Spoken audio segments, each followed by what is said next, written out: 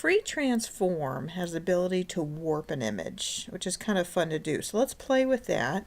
To do this exercise, you're going to want to go to your Practice Pics for Students folder, and then in that folder is another folder, Geothermal Bottle. Double click into there. Now the images are here that you're going to be using, but the best thing to do is, instead of these JPEGs, do you notice PSD, that's Photoshop document, that extension there? Double click into the Photoshop document, not the parts, but get the pre-created Photoshop document, double click, and you're going to see the parts all already in there as layers.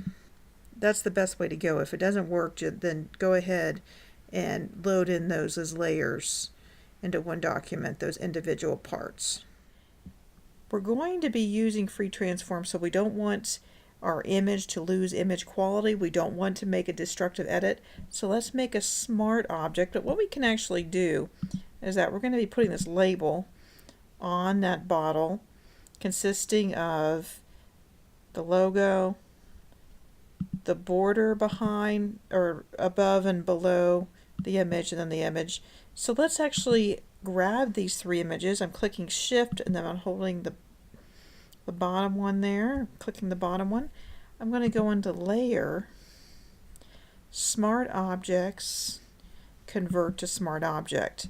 And notice that's now collapsed into one. You can still access them individually, which we'll do in a minute, but that's going to be useful because we want to scale those down together.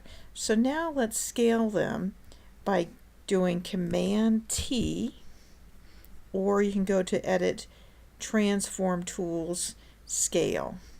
I'm going to hold down Shift and Option to constrain the proportions, and also so we'll go in the center, and there is the bottle underneath. I'm going to put the bottle, rather put the label on the bottle there. I can go in tighter by using Command++,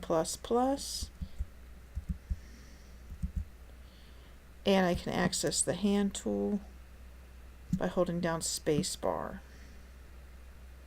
I think it needs to be a little bigger, so I'm holding down Shift and bring it down a little bit. Okay, so before you do the check mark or enter, do not do that yet. Let's actually access the warp tools. Okay, you can actually access those by going under Edit, Transform Warp, or you could right mouse button and the context sensitive menu shows up and there's Warp. Okay, so you can look through all these presets with Warp and you can try them to see what looks kind of the most label-y, and you're going to probably find, if you agree, that bulge is the closest to what we want. Okay, but that's a little too curved of a bulge. So let's now, after we've selected bulge, go to custom. Okay, that's going to bring up these handles so that we can now play with this. You can actually grab the label itself if there's a line around the label, and we want to sort of mimic this line here, which is just slightly curved on the top. Okay, you can also grab these handles here, and at the bottom this is a little more curved. We're going to try to mimic that, so you can grab these handles. It's kind of tricky to do. Alright, I don't know what you're thinking about that.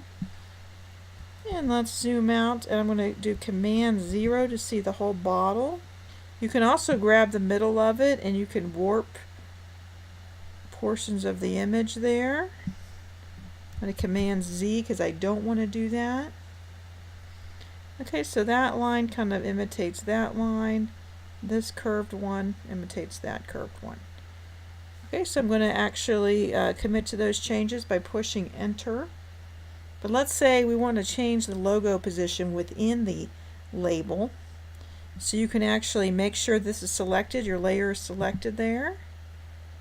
Go to Smart Objects, so Layer to Smart Objects, to Edit Contents. Okay, and you see the three things there, the border, the layer, the image, and the logo. Let's say you actually want to put this logo on the bottom.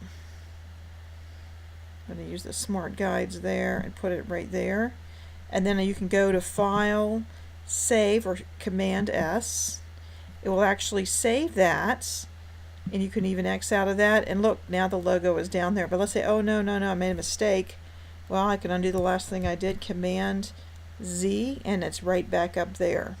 So that's a tutorial on how to warp objects.